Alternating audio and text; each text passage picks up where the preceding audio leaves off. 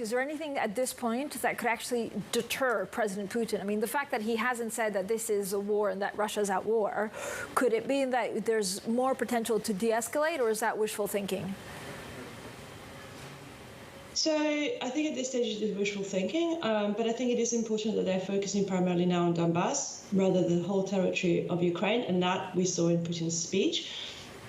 And I think that at this stage, we will look over the operation over the next weeks and months. The Russian advance at the moment has stalled. So in practice, the Russians have not really made any gains over the last month or so. But it also shows that Putin is not willing to essentially escalate this war, which is important. Zelensky has already talked about potential negotiations between the two sides, but at this stage the Russians have not come out with any signs of de-escalation of what's going on until they have made some gain in Donbass on the ground. Do we have a sense of what the outlines of an agreement could be once we get further into this? What is the most likely potential off-ramp, if there is one, for the Russian?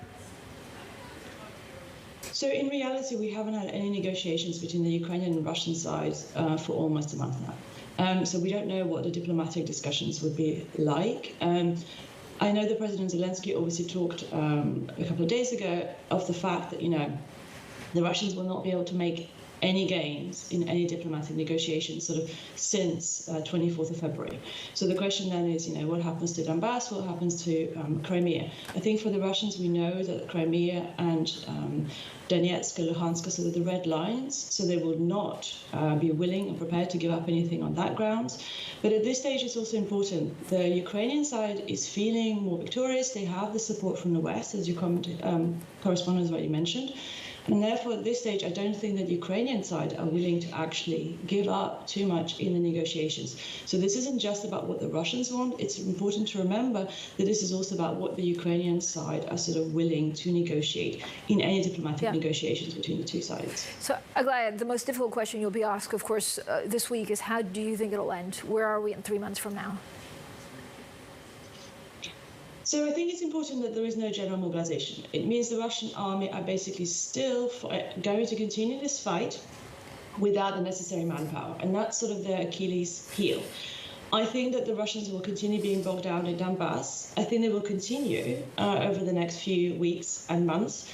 We will continue having a war attrition. And I think we may continue having a situation where neither side makes too many gains or too many losses. So I think we are talking now about months and maybe not weeks.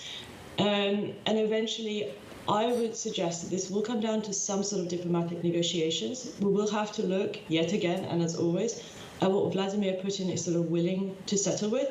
But crucially, this is also about what President Zelensky is willing to negotiate with the Russian side. This is as much now about Ukraine making the the counteroffensives against the Russians as it is about the Russian military in Ukraine.